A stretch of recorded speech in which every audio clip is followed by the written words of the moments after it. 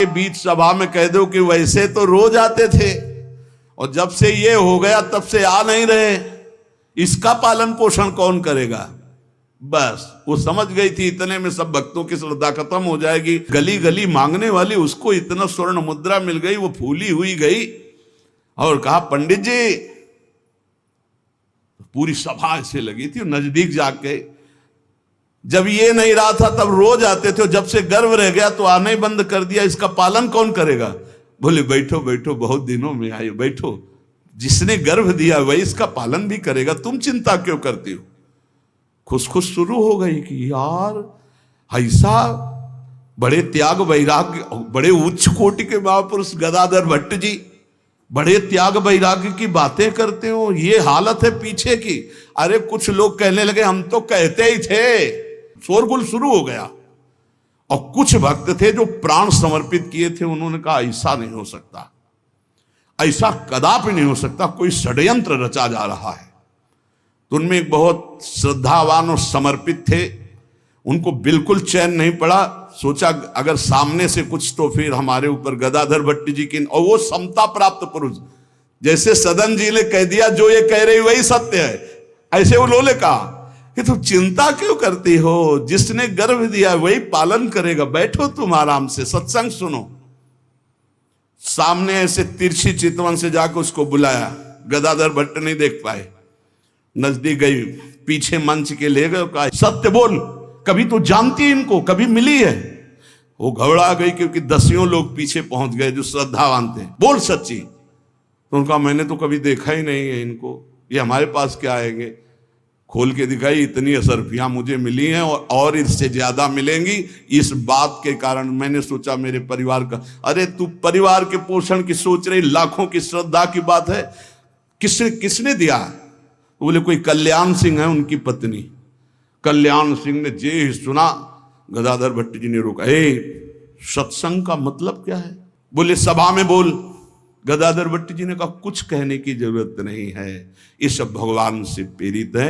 कल्याण सिंह का तुम हमारी आज्ञा का पालन करो, अपनी पत्नी को कठोर शब्द नहीं बोलोगे, लेकिन गृहस्थ धर्म में हो, अपने धर्म का भी तुम्हें पालन करना चाहिए। उस कल्याण को शांति किया और उसको और भेंट दी और कहा जाओ तुम अपना सुखपूर्वक जियो। जैसे महापुरुष जो स्थिति होते उसमें सबको लगने लगा था। उन्होंने कहा बैठो बैठो बैठो, जिसने गर्भ दिया वही पालन। अब वो तो कह रहे हैं भगवान को लेकर, और लोग समझ रहे हैं कि मामला है। ऐसी सदन जी ने कहा जो ये कह रही वो सत्य है, क्योंकि वो समझ रहे हैं कि भगवान कुछ दंड देना चाहते हैं, तो मैं क्यों बचना चाहूं। भक्तों का बड़ा विचित्र स्वभाव होता, समझ पाना बड़ा कठिन।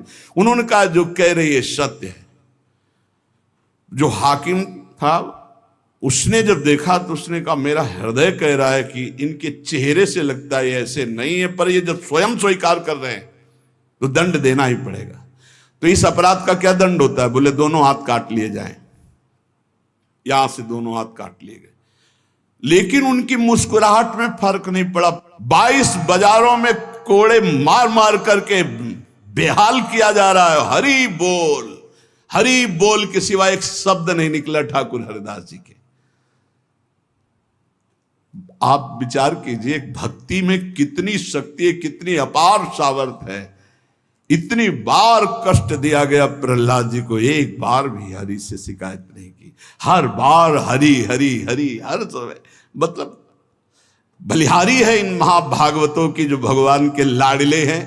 माया पर विजय प्राप्त करके दिखा दिया इन्होंने कि चाहे जितना सताओ, हरि के भक्त में ना हरि से प्रश्न है और ना सामने वाले पर कोई शिकवा शिकायत।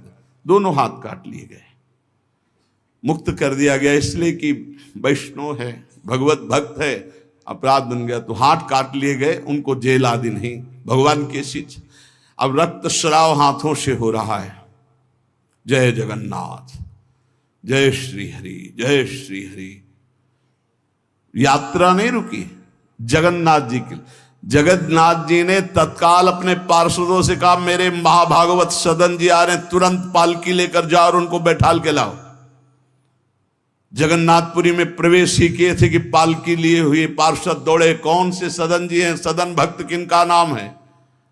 तो उनका सदन तो इस अधमदास का नाम। पालकी पे बैठो जगन्नाथ जी, अरे उनका कैसे पालकी, भगवान की भेजी पालकी में, पालकी को साष्टांग दंडवत किया ऐसे कि भगवान की नहीं, जबरदस्ती भगवान के पार्षदों ने उठा के पालकी में, जय जगन्नाथ। सदन जी सोच रहे कौन सी लीला है, वहां हाथ कटवा रहे। या इतना बड़ा सम्मान कि किसी को नहीं मिल सकता। जगन्नाथ जी के पार्षद पालकी लेकर जब जगन्नाथ जी के सामने गए तो आंख में आंख मिलाई और कहा, प्रभु इच्छा तो थी कि हाथ जोड़कर आपको, पर अब हाथ ही नहीं, तो ऐसे ही जीव किया तो जैसे स्वप्न में दुख मिला था जागते ही खत्म हो जाता है, ऐसे ही कोई पीड़ा नहीं, कोई हाथ कटे नहीं, पूरे नवीन हाथ और साष्टांग भगवान को दंडोत। भगवान ने कहा कि तुम हमारी कसौटी में पास हुए, जाओ तुम्हारे द्वारा इस जगत में भक्ति का विस्तार हो। जो तुम्हारे लीला चरित्रों का गायन करेंगे, जो तुम्हारे भाव, तो तुम उनके अंदर भी जैसी तुम्हारी सामर्थ्य भक्ति की, वैसी भक्ति की जागृति हो। ये हमारे भगवत मार्ग में भगवान विधि निषेध को नहीं देखते, भगवान भाव को देखते। बस इसमें एक भाव, एकमात्र भगवान की शरणागति की पुष्टता होनी चाहिए। एकमात्र अंदर की बात आप समझ लो, कोई तुम्हें साथ देने वाला नहीं है। देखो जितने देवता हैं उनकी अपनी अपनी सामर्थ्य है। कोई भी देवता तुम्हें जीवन मुक्त नहीं बना सकता, कोई भी देवता सर्व पापों से तुम्हें मुक्त नहीं कर सकता। अधिकार है, मोक्ष देने का अधिकार केवल भगवान शंकर में, भगवान श्री हरि में, मोक्ष प्रदान करने का, जीवन मुक्त बनाने का अधिकार। इसीलिए जितने भी अन्य हैं वो सब लोकपाल हैं, वो अपनी सामर्थ्य के अनुसार देते हैं। हाँ, निष्काम भाव से किसी भी देवता का अगर भजन करोगे तो भगवान में पहुंचा देगा, वो आप भगवान श्री हरि के चरणों में पहुंचा देगा। श्री गोस्वामी तुलसीदास जी महाराज विनय पत्रिका में कह रहे हैं कि नाचत ही निसी दिवस मर्यो, तब ही ते न भयो हरि थिर, जब ते जीव नाम धर्यो। जब ते जीव कहलाया तब ते आज तक कहीं थिर नहीं हुआ। ये पुनरपि जननम पुनरपि मरणम पुनरपि जननी जठरे शयनम, बार बार ये चक्र चलता रहा नाथ। नाचत ही निसी दिवस मर्यो, रात दिन नाचते नाचते मर गया इस माया ने, नचा नचा करके हमारी दुर्दशा कर दी। बहुवासना विविध कंचुकी, भूषण लोभादि भर्यो। बहुत वासना रूपी कंचुकी पहनकर, लोभादि दोष काम क्रोध लोभ मोह मद मत्सर रूपी आभूषण पहनकर सब जगह नाचा। कभी जड़ बना, कभी चैतन्य बना, कभी जल में कभी थल में, कौन सा स्वांग नहीं किया। चर अरु अचर गगन जल थल में, कौन न स्वांग कर्यो। प्रभु कभी जड़ बना, कभी चैतन्य, कभी पक्षी बन करके, कभी आकाशचारी, कभी पृथ्वीचारी। प्रभु क्या क्या योनियों में गया, क्या क्या स्वांग रखा, क्या क्या कर्म किया, लेकिन आज तक कुछ नहीं बना। बहुत सुंदर बात समझना। देव धनुज मुनि नाग मनुज नहीं जाचत को उबर्यो, मेरो दुषह दरिद्र दोष दुख काहू तो न हर्यो। नाचत ही निस दिवस मर्यो। प्रभु देवता दैत्य मुनि नाग मनुष्य आदि कोई भी ऐसा नहीं बचा जिसके आगे मैंने हाथ न फैलाया। कही अब पागो मोसो ना तो कौन तो सो मोसो, सुर करी उठी इन मार्यो भीर करी है। बहुत कठिन है वैराग्य लेकर भगवान के मार्ग में परम दयालु स्वभाव श्री सदन जी जगन्नाथ जी के दर्शन करने। रास्ते में एक घर में आवाज लगाई, भिक्षाम दे। भगवान की लीला, एक स्त्री निकली भिक्षा ले, देखा रूप तो जो भगवान का नाम जप करते हैं, भगवान आश्रित होते हैं, उनका रूप अलौकिक होने लगता है। एक दिव्य आकर्षण होता है जो सबके चित्त को आह्लाद प्रदान करता है, क्योंकि आनंद स्वरूप भगवान का निरंतर चिंतन होता है। उसके प्रभाव से मुखाकृति में एक अद्भुत लावण्य, एक अद्भुत आकर्षण होता है। वो स्त्री ने देखा कि नवयुवक भिक्षुक तेजस्वी, वो रीझ गई, देखते ही रीझ गई, और उसने कहा कहीं मांगने की जरूरत नहीं, आप यहां बैठो और भोजन करो। सदन जी ने कहा हमें मुझे भी पाना तो है ही, जब आप पवाने के लिए कह रही तो पवा दीजिए। स्वाभाविक, क्योंकि अभी वैराग्य मार्ग में निकले। उस स्त्री ने प्रार्थना की, भोजन बना के पवाया और कहा प्रभु यदि आज रात्रि यहीं विश्राम कर लें तो आपको क्या, सुबह जगन्नाथपुरी चले जाइए।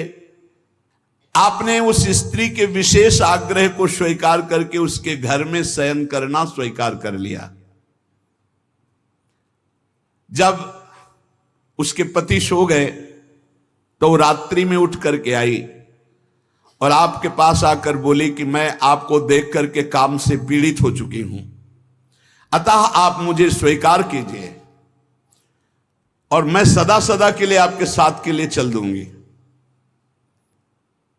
सदन जी ने कहा यदि तू मेरा गला भी काट डाले तो भी मैं तुझे स्पर्श नहीं कर सकता, क्योंकि तेरा पति है। अच्छा, उसने गलत अर्थ ले लिया।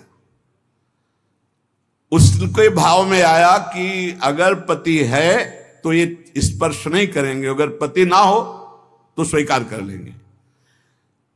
कोआ मदांधो मदना तो रोवा, अंधों में भी अंधा कौन है, बोले जिसमें काम जागृत हो जाए। वो ऐसे काम से व्याकुल हो गई कि सोते हुए अपने पति का बिल्कुल भी प्रियता न रखते हुए गला काट दिया और आकर बोली सदन जी से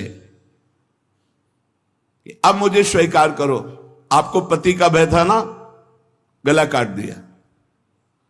सदन जी ने कहा कि तू कितनी नीच है, जब तू अपने पति का गला काट दिया तो तू कितनी नीच है, इतना सोचा है? वैसे ही मैं तुझे स्पर्श नहीं करता, अब तो तुझे देखना भी नहीं। तो स्त्री ने कहा मुझे ऐसा मत समझो कि मैं तुम्हें भी बख्शिश दूंगी, तेरे कारण मैंने अपने पति का गला काटा है तो फिर तू भी नहीं बच सकता। तो सदन जी ने कहा क्या कर सकती हो? तो उसने कहा मुझे स्वीकार करो, नहीं उच्च स्वर से अभी हल्ला मचाती हूं। माया का विचित्र तांडव, और मैं जोर जोर से सबको कहूंगी कि ये मेरे साथ गलत करना चाहता था, मैंने रोका, मेरे पति ने रोका, मेरे पति का गला इसने काट दिया, इसलिए अभी कहती हूं मैं आजीवन तुम्हारे साथ रहूंगी, मुझे ले चलो। सदन जी ने कहा गला कटवाना बर्दाश्त है लेकिन स्पर्श नहीं कर सकता। ये सब चूकों की चूक का पूर्ण आहुति, इससे पूर्णता हो गई। मैं धर्म के विपरीत नहीं चल सकता, तू चाहे मेरा गला तू काट दे या समाज से कटवा दे। सदन जी भगवान के भक्त थे, उनके भोले भक्त होते हैं भगवान के, ज्यादा बुद्धि नहीं लगाते हैं, नहीं तो रुकना ही नहीं चाहिए था या उसी समय भाग जाना चाहिए था, भागना चाहिए था। वहां बैठ करके उपदेश नहीं, जब ऐसी घटना है तो भागना चाहिए था। जब वो कि प्रश्न करने के बाद जब सदन जी ने कहा कि तुम्हारा पति है, तुम ऐसा कैसा दुराचार पूर्ण भाव रखती हो, तुम मेरा गला काट दो तो भी तुम्हारा स्पर्श नहीं कर सकता। अब तो उसने देखा कि ये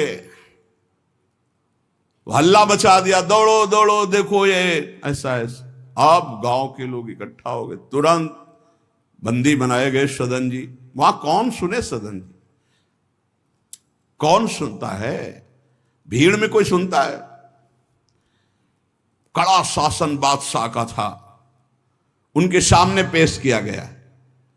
हाकिम पकड़ पूछे कहे हंसी मार्यो हम, डार्यो सोच भारी कही हाथ कत डारी, कट्यो कर चले हरि रंग मांझ झिले, मानी जानी कछ चूक मेरी यह उर्धारिये, जगन्नाथ देव आगे पालकी पठाई लेन, साधना सो भक्त कहा चढ़े ना बिचारिये, चढ़ी आए प्रभु पास सुपनों सो मिट्यो त्रास, बोले दे कसौटी हूं पे भक्ति विस्तारिये। जब सामने बादशाह के पेश किया गया सदन जी को, पूछा गया स्त्री से क्या दोष है इनका। बोले साहब ये हमारे प्रति गलत भाव रख रहे थे, मेरे पति ने मेरी रक्षा की तो इन्होंने पति का वध कर दिया, फिर मेरे साथ तो मैंने हल्ला मचा दिया, फिर ये बंदी बनाकर आपके सामने ले गए। सदन जी से पूछा तो हंस दिया, उस स्त्री की तरफ देख के हंस दिया कि भगवान क्या लीला करना चाहते हो। और सदन से पूछा तुमने ऐसा किया, तो बोले जो ये कह रही वही सत्य है। उन्होंने विचार किया कि जन्म जन्मांतरों में हमारे कोई पाप हैं जिनका निस्तार भगवान करना चाहते, नहीं तो ऐसा क्यों लीला करते। उन्होंने कहा जो ये कह रही है वही बात मानी जाए। सहम गई स्त्री कि है क्या, वो भक्त को क्या जाने, विरोध नहीं किया सदन ने। यह धैर्यवान भगवान के भक्त का। उन्होंने कहा जो ये कह रही है, क्योंकि जो ही प्यारो करे सोई मोहि भावे, जो ये कह रही थी। भगवान के रहस्य को जानने वाले भक्त ऐसा ही। श्री गदाधर भट्ट जी कथा करते थे, अपार भीड़ एकत्रित हो जाती, वृंदावन में आगरे से लोग सुबह भाग भाग करके अपार भीड़ सत्संग। तो एक कल्याण सिंह जी थे, बड़े जमींदार धनी, और सत्संग का प्रभाव है कि जितेंद्रियता, वैराग्य, भगवत प्रीति ये बढ़ती है। तो जब से उन्होंने सत्संग सुना तो ब्रह्मचर्य का नियम ले लिया, पत्नी से बात नहीं करते थे।